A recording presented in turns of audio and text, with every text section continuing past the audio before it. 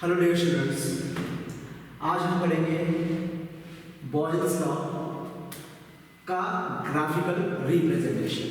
Okay, अब जो graphical representation है बॉयल्स लॉ का वो बहुत ज़रूरी है, क्योंकि आईआईटी एग्जामिनेशन में एम्स में या फिर आप नीट में कहिए, यहाँ पर बहुत ही क्वेश्चन इस पॉइंट पर पूछे गए हैं, जो आपको अब जो हो रहा है वही फिर से आपको रिवाइंड हुआ 11th और 12th में। Okay, for IIT and NEET.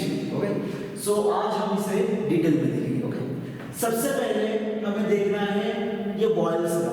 हमने पहले देख लिया है इससे पहले के लेक्चर में, लेकिन फिर से एक बार रिवाइंड कर लेंगे। ओके, यानी रिवीजन कर लेंगे, सो आपको क्लियर हो जाएगा। सो बॉयल्स लॉ क्या कहता है? If you take a given mass of gas, if you take a given mass of gas या फिर given gas, okay, अगर आपको कोई पर्टिकुलर गैस दिया गया है और उसके जो मास है वो कांस्टेंट हो गया, यानी कि उसके नंबर ऑफ मोल्स कांस्टेंट हो गए। Okay, at that condition the temperature of the gas system is constant. Okay, उस समय पर उस सिस्टम की जो टेम्परेचर होगा वो क्या होगा? कांस्टेंट होगा। So the pressure is inversely proportional to volume. Okay, या फिर आप इस तरह से कह सकते हो volume is inversely proportional to pressure. So सबसे पहले लेंगे ये P is pressure is inversely proportional to volume. Okay, ये सबसे पहले इक्वेशन आया था। ओके, सो अब यहां पर आप देख सकते हो, सो ये हुआ सबसे पहला इक्वेशन जो हमें ग्राफिकल रिप्रेजेंटेशन में यूज करना है। ओके, सो ये हुआ पहला इक्वेशन जिसे हमें ग्राफिकल रिप्रेजेंटेशन में यूज करना है, या फिर आप इस तरह से कहिए P इज इक्वल टू, क्योंकि ये प्रोपोर्शनलिटी जो है उसे इक्वालिटी में कन्वर्ट करने के लिए आपको प्रोपोर्शनलिटी कांस्टेंट डालना होगा। सो K डिवाइड बाय V, अब ये ले लीजिए। ओके, यही आपका इक्वेशन हुआ है, ये समझ लो। ओके, सो ये दोनों ही सेम। ओके, सो ये हुआ इक्वेशन 1 जो आपको ग्राफिकल रिप्रेजेंटेशन में सबसे पहले यूज करना है। ओके, नेक्स्ट वन, जो प्रेशर एंड वॉल्यूम है उनका प्रोडक्ट आर कांस्टेंट। ओके, ये जो V है वॉल्यूम, इसे हमने यहां डाल दिया, सो बन गया प्रेशर इनटू वॉल्यूम। ओके, सो ये हुआ इक्वेशन नंबर 2 जो हमें यूज करना है। ओके, ये हुआ इक्वेशन नंबर 2 जो हमें यूज करना है। नेक्स्ट वन, अब देखिए ये PV is equal to K और P is equal to K divide by V। Okay, इसे हमने इक्वेशन 1 और इक्वेशन 2 दे दिया है। अब देखिए यहां पर आप देखोगे P is equal to K into 1 divide by V। Okay, हमने इस तरह से ले लिया P is equal to K into 1 divide by V। Okay, so आप इसे किस तरह से ले सकते हो? अगर दोनों तरफ आपने log ले लिया, so log P is equal to log K minus log V। ये इनवर्स में है ना, तो हम इसे माइनस log ले लेंगे। Okay, log K minus log V, so log P is equal to minus log V plus log K। So हमें ये इक्वेशन देखना है आगे। ओके, ये हुआ equation number 3, equation number 1, equation number 2 and equation number 3। Okay, इसके मुताबिक हमें ग्राफिकल रिप्रेजेंटेशन देखना है। ओके, और एक जरूरी बात है जो आपको यहां जानना है, वो है आइडियल गैस इक्वेशन। अब देखिए आइडियल गैस इक्वेशन क्या है? PV is equal to nRT। Okay, PV is equal to nRT। अब देखिए यहां पर PV की जो वैल्यू है इक्वेशन नंबर 2 में क्या है? के। सो आप ये भी लिख सकते हो PV इज इक्वल टू के। सो अगर PV is equal to nRT and PV is equal to K, then K is equal to nRT। Okay, ये आपको याद रखना है क्योंकि आप यहाँ पर देख सकते हो, यहाँ पर number of moles are constant, क्योंकि बॉयल्स लॉ में क्या कहा आपको दिया गया है given mass of gas. Okay, यानी कि उसके जो नंबर ऑफ मोल्स है वो कांस्टेंट है, वो चेंज नहीं होंगे। सो यहाँ पर आपका जो n है नंबर ऑफ मोल्स वो है क्या, कांस्टेंट। और यहाँ पर r जो है r भी कांस्टेंट है, r भी क्या है, कांस्टेंट है, यानी गैस कांस्टेंट जिसे कहते हैं गैस कांस्टेंट। एंड t यहाँ पर आपने इससे पहले कहा T constant, temperature is constant, लेकिन टेम्परेचर कांस्टेंट नहीं है। किस तरह से, यहाँ पर अगर आप देखोगे K is directly proportional to temperature. क्यों? क्योंकि नंबर ऑफ मोल्स कांस्टेंट है, R is a gas constant which have constant value. So यहाँ पर ये जो कांस्टेंट होगा ये डायरेक्टली प्रोपोर्शनल है टेम्परेचर। ओके, आपको ये याद रखना है। सो ये एक जरूरी पॉइंट है जिसे आपको याद रखना है। आप कहोगे सर आपने तो कहा टेम्परेचर कांस्टेंट है क्योंकि बॉयल्स लॉ में टेम्परेचर कांस्टेंट है, लेकिन ग्राफिकल रिप्रेजेंटेशन में टेम्परेचर कांस्टेंट नहीं है। ओके, सो वो किस तरह से आपको ग्राफिकल रिप्रेजेंटेशन में समझ में आ जाएगा, क्योंकि यहाँ पर टेम्परेचर अगर बदलेगा, यानी कि यहाँ पर अगर कांस्टेंट वैल्यू बढ़ेगी, यानी कि product of pressure and volume बढ़ेगा, सो टेम्परेचर बढ़ेगा। यहाँ पर product of pressure and volume अगर कम हो जाएगा, सो यहाँ पर टेम्परेचर भी कम हो जाएगा। यानी कि ये यहाँ पर ग्राफिकल रिप्रेजेंटेशन में टेम्परेचर जरूरी है जो बदलेगा। ओके, कांस्टेंट वैल्यू है लेकिन इन ओरिजिनल इक्वेशन जिस तरह से यहाँ पर हमने कहा, ओके, लेकिन जो टेम्परेचर है वो ग्राफिकल रिप्रेजेंटेशन में जरूरी है क्योंकि उसी पर बहुत क्वेश्चन पूछा गया है, इसलिए ये पॉइंट आप मत भूलिए। ओके, इसी पॉइंट पर बहुत जरूरी क्वेश्चन पूछे गए हैं क्योंकि यही हमें कंफ्यूज करता है। जबकि यहाँ पर आप देख सकते हो जो कांस्टेंट वैल्यू है product of pressure and volume, value of product of pressure and volume, यह है कि जो डायरेक्टली प्रोपोर्शनल है टेम्परेचर। ओके, वो डायरेक्टली प्रोपोर्शनल है टेम्परेचर। क्यों? क्योंकि आइडियल गैस इक्वेशन क्या है, PV is equal to nRT, so PV is equal to K according to Boyle's law and K is equal to nRT। Okay, क्योंकि PV is equal to nRT and PV is equal to K, so K is equal to nRT। और यहाँ पर number of moles constant है according to Boyle's law, R is gas constant जो है constant value, और बचा हुआ temperature is directly proportional to constant value, that means product of pressure and volume. Okay, ये चीज आप ध्यान में रखिए। ओके, सो इस तरह से हमें ये सारे इक्वेशंस अब यूज करने हैं फॉर ग्राफिकल रिप्रेजेंटेशन के लिए। ओके, अब देखिए आपके बुक में सबसे पहला जो दिया गया है वो है ये P is equal to K divided by P, यानी कि P is inversely proportional to volume when number of moles and temperature are constant। Okay, उसके लिए सबसे पहले ग्राफ आपके बुक के लिए देख लीजिए। देखिए ये हुआ x एक्सिस, ये हुआ y एक्सिस और ये हुआ x एक्सिस। ओके, ये हुआ x एक्सिस और ये हुआ y एक्सिस। ओके, अगर हम देखेंगे pressure and volume, okay, pressure and volume, pressure is inversely proportional to volume, okay, and volume is inversely proportional to pressure. So अगर हम प्रेशर एंड वॉल्यूम के लिए अगर हम ग्राफ देखेंगे, प्रेशर अगेंस्ट वॉल्यूम, ओके, अगर हमने ग्राफ प्लॉट किया pressure against volume, so pressure, so जो ग्राफ है वो किस तरह से होगा, देखिए इस तरह से।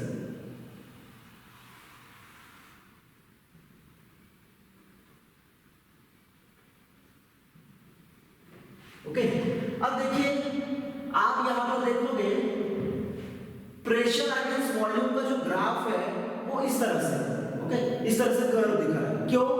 क्योंकि pressure is inversely proportional to volume, volume is inversely proportional to pressure. क्योंकि देखिए अगर प्रेशर बढ़ेगा वॉल्यूम घटेगा, वॉल्यूम बढ़ेगा प्रेशर घटेगा, यानी ये दोनों ही इनवर्सली प्रोपोर्शनल है। और हम जो ग्राफ प्लॉट कर रहे हैं वो किस तरह से कर रहे हैं, प्रेशर अगेंस्ट वॉल्यूम कर रहे हैं। ओके, सो इसी वजह से इस तरह से ग्राफ आ जाएगा।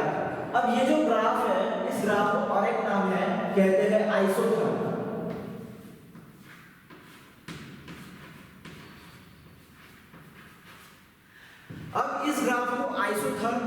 क्योंकि अब देखिए ये जो ग्राफ बना हुआ है वो प्रेशर अगेंस्ट वॉल्यूम बना हुआ है।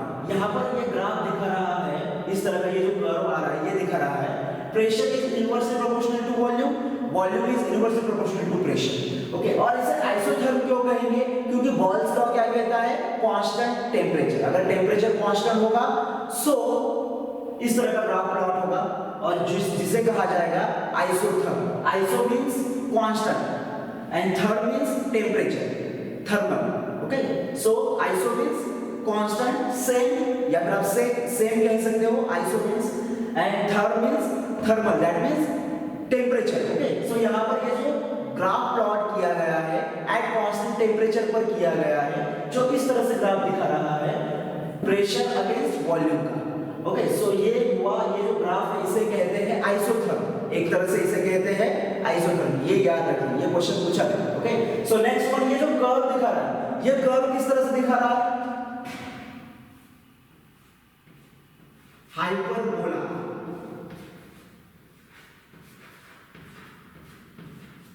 ओके, अब ये जो कर्व है, ये जो शेप है वो किस तरह से है?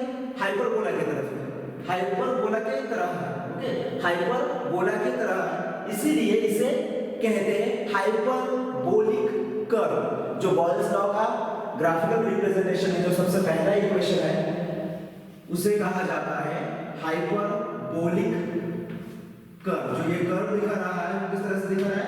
Hyperbolic curve. ओके, सो इस तरह से ये जो हुआ, ये ग्राफिकल रिप्रेजेंटेशन हुआ किस तरह से?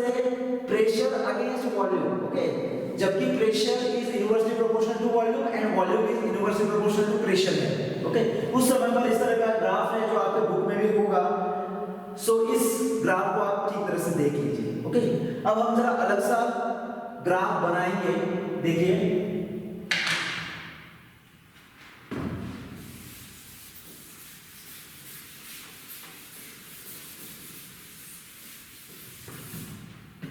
इसके लिए सबसे पहला इक्वेशन हम लेंगे ये।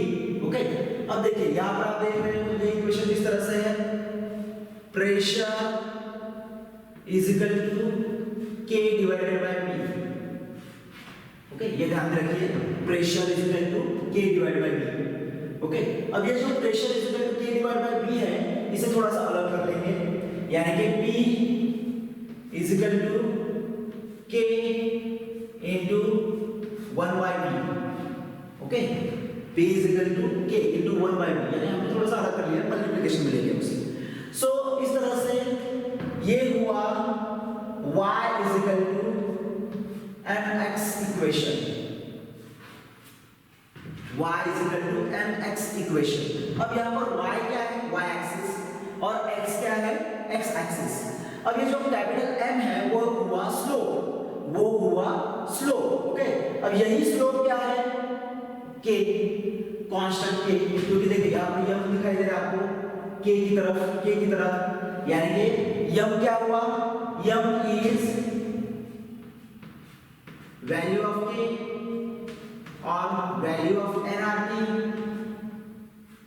ओके, वैल्यू ऑफ K और वैल्यू ऑफ nRT, यम इज इक्वल टू ये जो हुआ, ये हुआ स्लोप। ओके, ये हुआ स्लोप m, और यहाँ पर K उसकी वैल्यू और वही उसकी वैल्यू nRT। ओके, और जो डायरेक्टली प्रोपोर्शनल है टेम्परेचर, क्योंकि यहाँ पर n कांस्टेंट है, r कांस्टेंट है, यानी यहाँ पर टेम्परेचर बहुत जरूरी है, यहाँ पर टेम्परेचर बहुत जरूरी है। सो यहाँ से देखिए ये इक्वेशन जो है ये स्ट्रेट लाइन का इक्वेशन है, आपको मैथ में आप देख सकते हो, आप इससे पूछ लीजिए। सो ये स्ट्रेट लाइन का इक्वेशन है, y is equal to mx। अब यहाँ पर y हुआ y एक्सिस, जहाँ पर हमें प्रेशर दिखाना है। ओके, और यहाँ पर x जो है, x है 1 by v। ओके, यहाँ पर y जो है वो है प्रेशर, x जो है वो है 1 by v, एंड m जो है वो है K, यानी कि कांस्टेंट वैल्यू K, जिसे हम कहते हैं nRT। Okay, according to ideal equation. So हमें इस तरह से ग्राफ, ये जो ग्राफ है ये प्लॉट करना है। अब यहाँ पर आप देख सकते हो ये है y एक्सिस, जहाँ पर है प्रेशर P। ओके, और यहाँ पर है x एक्सिस, जहाँ पर हमें लेना है 1/v, या फिर आप इस तरह से कर सकते हो, वॉल्यूम यहाँ पर लीजिए और यहाँ पर 1/v कर लीजिए, चलेगा। यहाँ पर आप वॉल्यूम ले लीजिए और यहाँ पर 1/v कर लीजिए, चलेगा। सो हम यहाँ पर इस तरह से भी कर सकते हैं, ओके। सो यहाँ पर मैंने लिया y is equal to p, x is equal to 1/v, और m जो है वो है k, जो है स्लोप ऑफ द ग्राफ। सो इसका स्लोप किस तरह से होगा, इस तरह से, ओके। अब ये जो स्लोप है m यानी कि k, ये जो है स्लोप m या फिर उसे कहेंगे k या फिर आप उसे कहोगे nRT, वो है ये इस तरह से। अब यहाँ पर इसकी जो वैल्यू आपको कैलकुलेट करनी है वो आप किस तरह से करोगे। सो देखिए ये जो x एक्सिस है और ये जो स्लोप आया हुआ है, इन दोनों के बीच में ये एंगल बन रहा है, ओके। इस एंगल को हम कहेंगे थीटा, ओके। जो ये x एक्सिस है और ये जो स्लोप बना हुआ है जो स्ट्रेट लाइन में आ चुका है, क्योंकि y इक्वल टू mx जो स्ट्रेट लाइन का इक्वेशन है उस हिसाब से ये जो स्लोप है वो इस तरह से आएगा, क्योंकि प्रेशर इज अब यहाँ पर दिखाई दे रहा है inversely proportional to volume, okay. लेकिन हम ग्राफ प्लॉट कर रहे हैं p वर्सेस 1/v, ओके। इससे पहले हमने ग्राफ प्लॉट किया था p versus v, volume direct किया था, तो वहां पर हमें हाइपरबोलिक कर्व मिल चुका था। लेकिन यहाँ पर देखिए p is inversely proportional to volume, so p versus 1/v graph है, वो ग्राफ और ये ग्राफ ये दोनों ही कंफ्यूज करते हैं, ओके। दोनों भी सेम है एक तरह से बोलने के लिए, लेकिन एक्चुअल में जो आंसर आएगा वो इस तरह से आएगा, ओके। सो इस कंफ्यूजन में क्वेश्चन पूछे जाते हैं नीड और जे, ओके। सो ये हुआ ग्राफ प्रेशर अगेंस्ट 1/v, और वो जो पहले का ग्राफ था वो था pressure against volume direct, okay. So इस तरह से ये जो स्लोप बना हुआ है, इस स्लोप को अगर आपको कैलकुलेट करना है तो आप किस तरह से करोगे। सो यहाँ पर देखिए ये x एक्सिस है और ये y एक्सिस है, ये y एक्सिस है, इनके बीच में जो स्लोप बना हुआ है, इस स्लोप में और इस x एक्सिस में ये जो एंगल है वो है थीटा, ओके। अब जो स्टार्टिंग में थीटा होगा वो 0 होगा, ओके, लेकिन बाद में बढ़कर चेंज हो जाएगा, ओके। अब ये जो थीटा एंगल है इसे कहते हैं tan थीटा, इसे कहते हैं tan थीटा। ये जो थीटा एंगल है इसे कहते हैं यहाँ पर tan थीटा, ओके। अब ये जो tan थीटा है यहाँ पर ये एंगल क्या दिखाएगा, अब देखिए ना सीधे से सिंपल फॉर्मेट में ये x एक्सिस है और ये y एक्सिस है। अब ये x एक्सिस और y एक्सिस किस तरह से है, परपेंडिकुलर होंगे ना, 90 डिग्री एंगल में होंगे, वो तो जनरली आपको पता है ये 90 डिग्री है, ये जो है एंगल ये 90 डिग्री का एंगल है। अब इनके बीच से ये जो ओरिजिन से निकला हुआ स्लोप है वो स्ट्रेट लाइन में जा रहा है, क्योंकि वो स्ट्रेट लाइन इक्वेशन दिखा रहा है y इक्वल टू mx।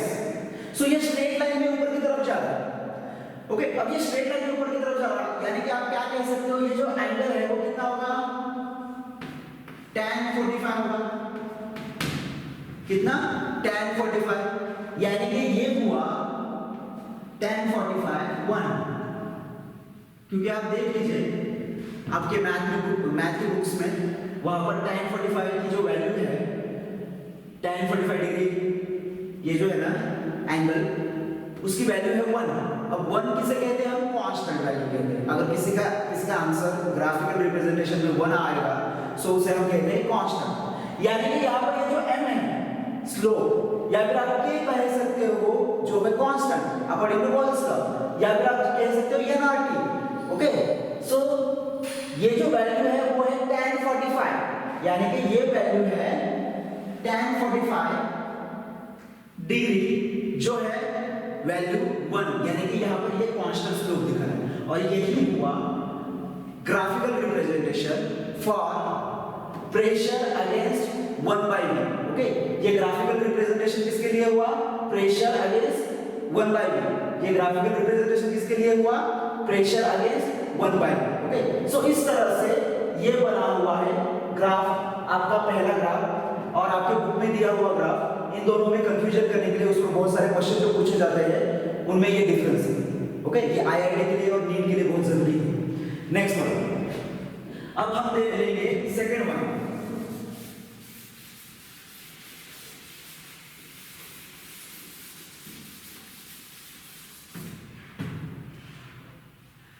अब इक्वेशन दिया हुआ है PV is equal to K, okay, PV is equal to K। अब PV is equal to K according to Paul's law, product of pressure and volume are having constant value, okay, PV is equal to K। अब हमें इसके against हमें graphical representation दिखाना है, okay. अब यहां पर आप देख सकते हो product of pressure and volume mass is equal to K। So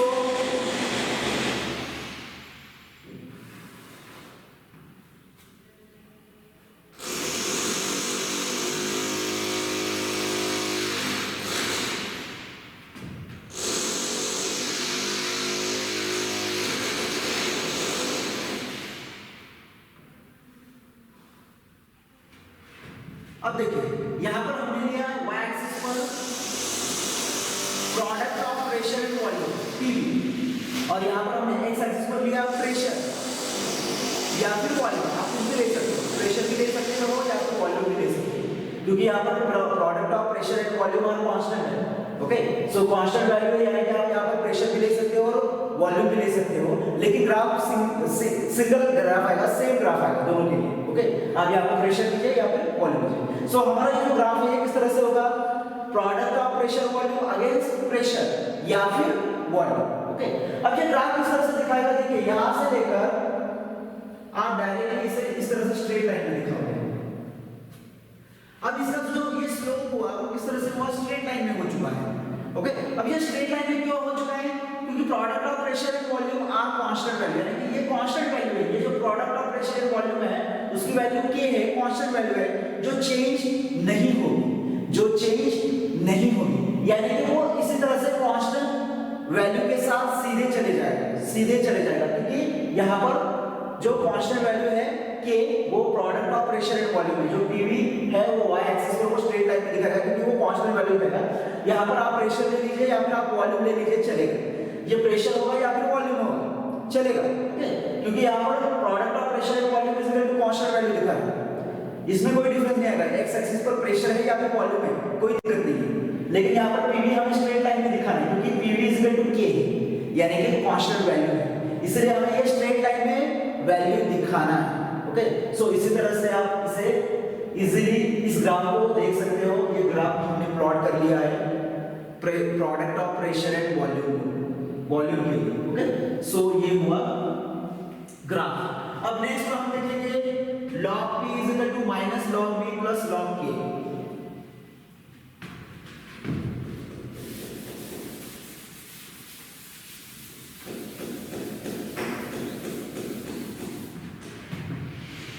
अब देखिए यहां पर हमने लिया log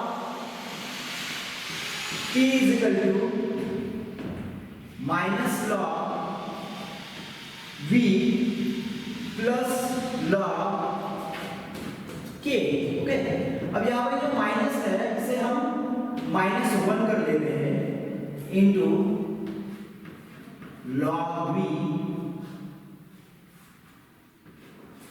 इस तरह से प्लस log K, ये तो log P पहले ही है,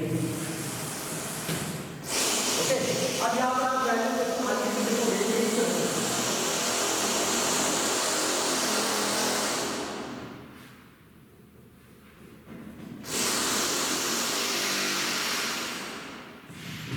अब देखिए ये जो इक्वेशन है वो ग्राफिकल रिप्रेजेंटेशन में किस तरह से इक्वेशन दिखाएगा, y equal to mx plus c, okay.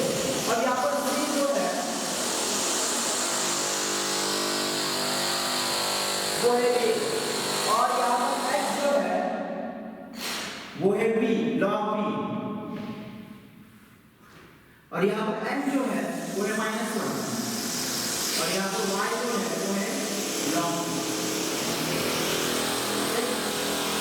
फिर से बार आप क्लियर करवा दीजिए, y log b n -1 x log b plus c है जो है कांस्टेंट वैल्यू, वो है log k, ओके।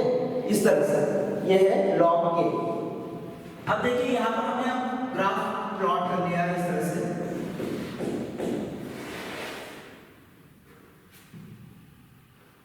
ये हुआ y जहां पर हमें लेना है log p, ये हुआ x जहां पर हमें लेना है log v।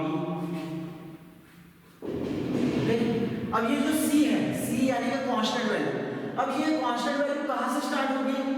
ये कांस्टेंट वैल्यू यहां से स्टार्ट होगी। क्यों?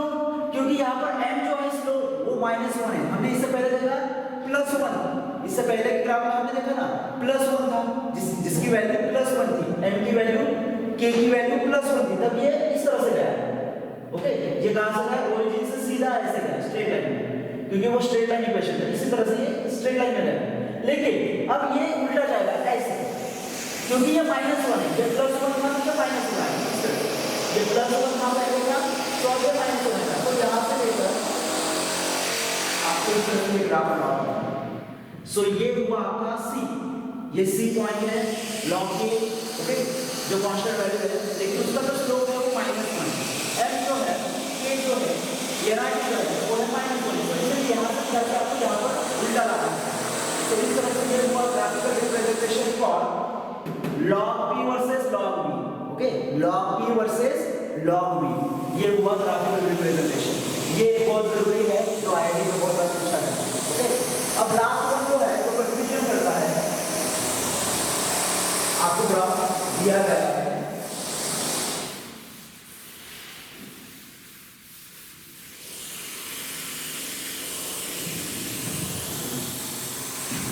कई मेरे को ये ग्राफ दिया गया है, ये ग्राफ है,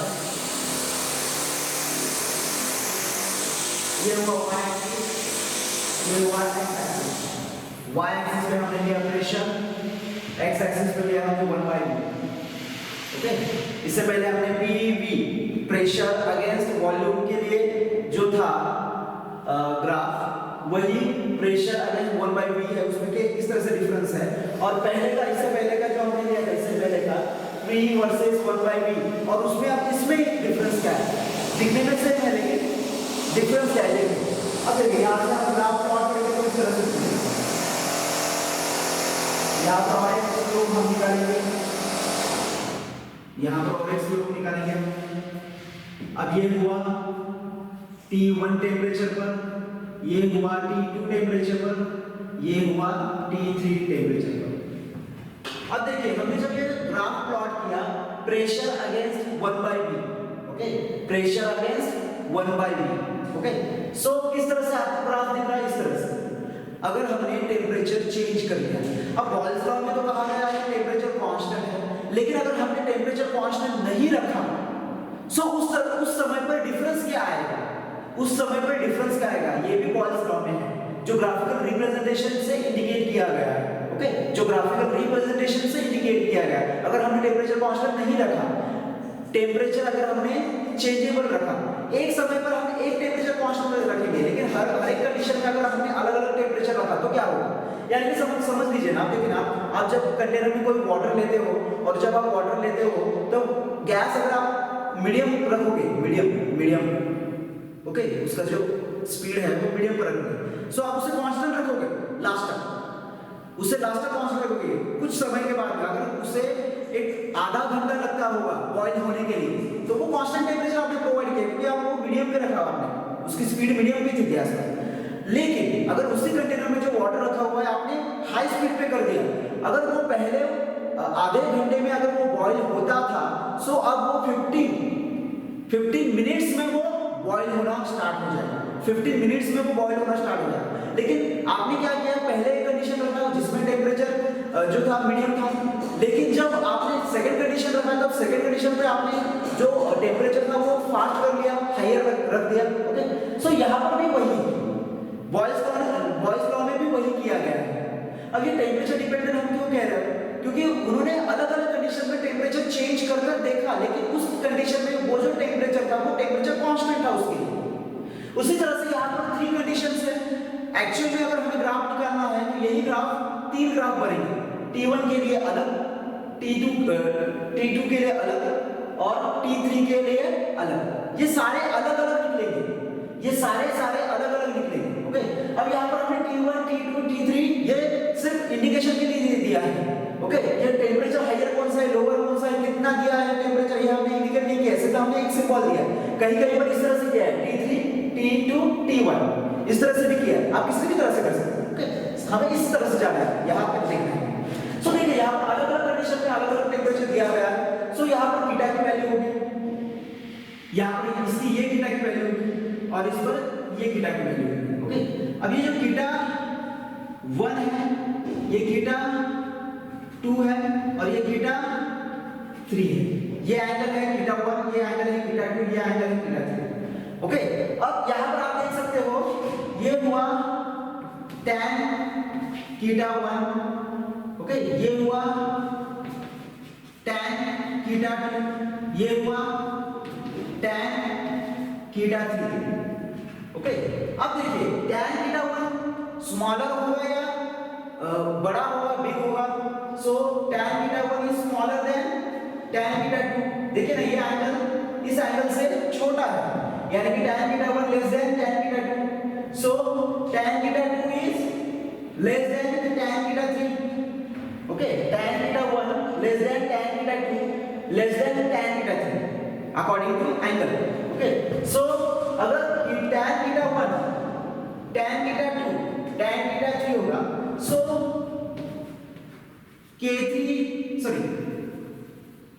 K1 less than K2 less than K3 होगा, K1 less than K2 less than K3 होगा। So nRT1 less than nRT2 less than nRT3 होगा। लेकिन यहां पर आप देख सकते हो number of moles and gas constant are constant are having constant. So T1 less than T2 less than, आपको ये क्या करना है, ये क्या करना है और ये क्या करना है, ये बहुत जरूरी है, इसमें बहुत सारे क्वेश्चन पूछे गए। सो ये तो आपको बेसिकली जानकारी है। ओके, सो और भी डिटेल्स में आप जब जाओगे, सो इससे ज्यादा डिटेल्स तो नहीं है, लेकिन थोड़ा सा और कुछ है अलग जो आपको 12th में पढ़ना है। ओके, अगर मैं वहां पर भी हूँगा आपके लिए, सो आपको मैं वहां पर भी पढ़ाऊंगा। ओके, सो फिलहाल के लिए आपके लिए बहुत ज्यादा हो गया है, लेकिन अच्छा हुआ है क्योंकि यही आपको फिर से रिमाइंड करना है 11th और 12th। ओके, यही आपको रिमाइंड करना है 11th एंड 12th। सो ये हुआ graphical representation for balls law. Okay, जो आपको नीट और जेईई के लिए बहुत जरूरी है। आप इसे एक बार नहीं, आप इसे 2 या 3 बार या 4 बार इस वीडियो को देखिए और फिर से रिपीटेशन कीजिए, रिमेंबर कर लीजिए और इसे फीड कर लीजिए कि यह आपको 3 साल तक भूलना नहीं है। ओके, सो आज के लिए यही पढ़ेंगे। Till then next video.